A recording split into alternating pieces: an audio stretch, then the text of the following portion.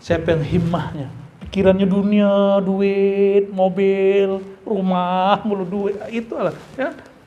Itu kalau duit datang sama dia bilang, wah ini saingan gua nih, wah ini budak gua nih, kita kerjain aja, bikin susah deh hidupnya. Tapi kalau di kolbu antum ada nama Allah, ada nama Nabi Muhammad, gimana dia? Ada nama Allah di dalam. Kita hamba Allah, kita bantu dia. Maka dunia ta'ti ilaihi raghimah.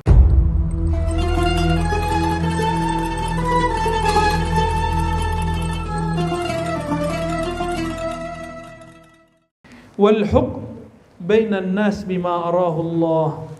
Ya. Dan diberikan hak menghukum, menentukan, memutuskan di antara manusia sesuai dengan apa yang Allah wahyukan, ya.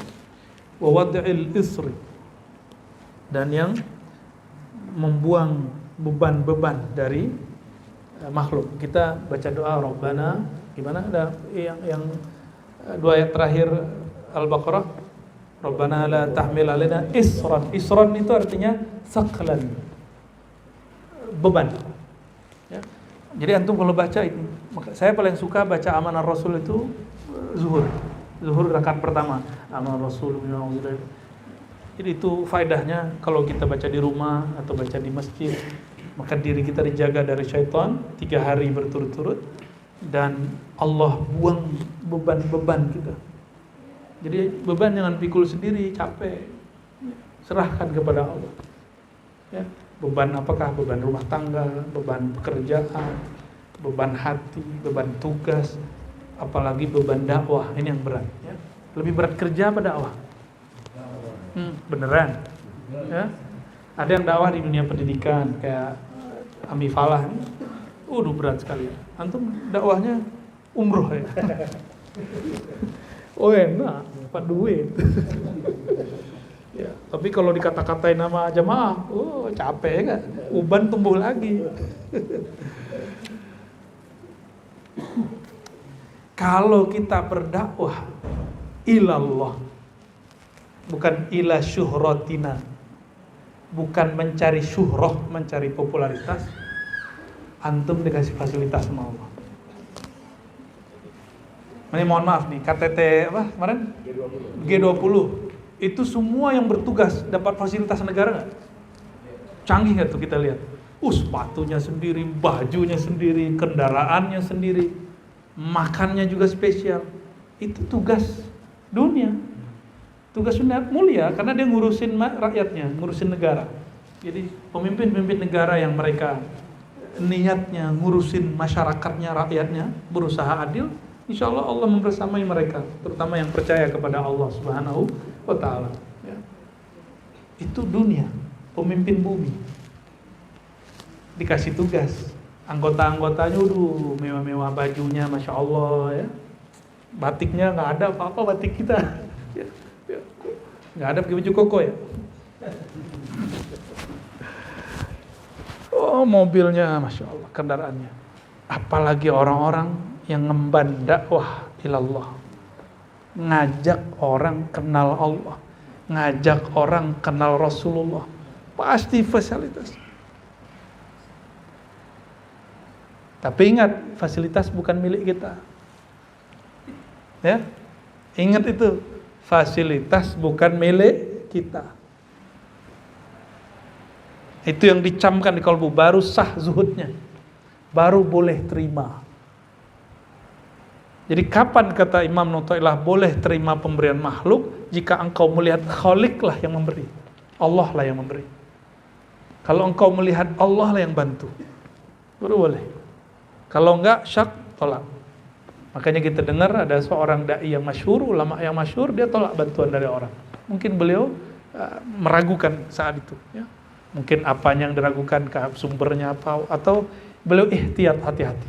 Ya, itu zahid, orang-orang yang zuhud. Itu mauqifnya, terserah kepada kita, ya. Itu mah gampang dikalam, ya. Ntar coba antum dapat, berat loh, ya.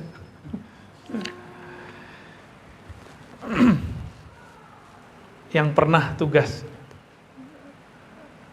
kita tugas nih atau panitia dititipin nih pakai kendaraan nih. Antum merasa punya nggak? Sebulan kita mulu pakai, pas balikinnya berat nggak? Yang berat balikin nggak tahu diri dia, nggak tahu diri dia. Nah di situ kolbu harus dihajar terus. Kalau terus dilatih, nanti Allah akan berikan yang lebih mulia lagi. Ya. Tapi sekali ada rasa memiliki, maka ya mohon maaf, kita jadi hamba benda fasilitas itu. Nah, ini yang makna yang ada di dalam Sunan At-Tirmizi. Ya, man kanat hammuhud dunya. Siapa yang himmahnya, pikirannya dunia, duit, mobil, rumah, mulu duit, itu lah. Ya. Itu kalau duit datang sama dia bilang, wah ini saingan gua nih, wah ini budak gua nih, kita kerjain aja, bikin susah deh hidupnya. Tapi kalau di kolbu antum ada nama Allah, ada nama Nabi Muhammad, gimana dia? Ada nama Allah di dalam. Kita hamba Allah, kita bantu dia. Maka dunia ta'ti ilaihi raghimah. Dunia datang sesukanya, mau dia lari kemana aja tuh dunia nggak lari. Raghimah itu seperti binatang di ini hidupnya, apa namanya? Atau dia cocok. Kasih tali, dia nggak mau, ngikut aja tuh. Nah, kira-kira seperti itu. Itulah Rasulullah Sallallahu Alaihi Wasallam. Ya. Jadi wad'al isr, Allah lah yang mengangkat beban kita lewat Nabi Muhammad Sallallahu Alaihi Wasallam. Maka sholawat ke Nabi, jangan sebut beban kepada Nabi, cukup sholawat aja. Malu kita ngaduin masalah duniawi kepada Nabi Muhammad Sallallahu Alaihi Wasallam. Ya. Ngadu ke Nabi itu gimana cara dekat beliau, gimana cara dekat kepada Allah, itu baru kekasih Rasulullah Sallallahu Alaihi Wasallam. Baru orang yang akan jadi ring terdekatnya Rasulullah SAW. Yang Nabi katakan ana aulan nas bi, ya, gimana lafaznya? Aulan nas bi yaumal qiyamah aktsaruhum salatan alayya. Ya. Orang yang paling dekat kepadaku nanti kiamat, orang yang paling banyak salatan. Salatan itu secara harfiah kan mendoakan rahmat. Nabi perlu rahmat kan? Enggak perlu. Saya menerjemahkan orang yang menghubungkan kolbunya dengan rahmatnya Nabi Muhammad SAW. Karena satu-satunya makhluk yang pernah bertatap-tatapan dengan Allah, hanya Allah yang tahu rahasianya. Hanya Rasulullah yang tahu rahasianya. Mungkin nanti Imam Mahdi yang tahu rahasianya. Maka jalan menuju Allah itu cuma Nabi Muhammad SAW. Nggak ada lagi. Atas dasar itu, apapun torikotnya kita nggak lewat jalur Sayyidina Nabi Muhammad SAW, maka dia batil, fasyil, ya, dia batil.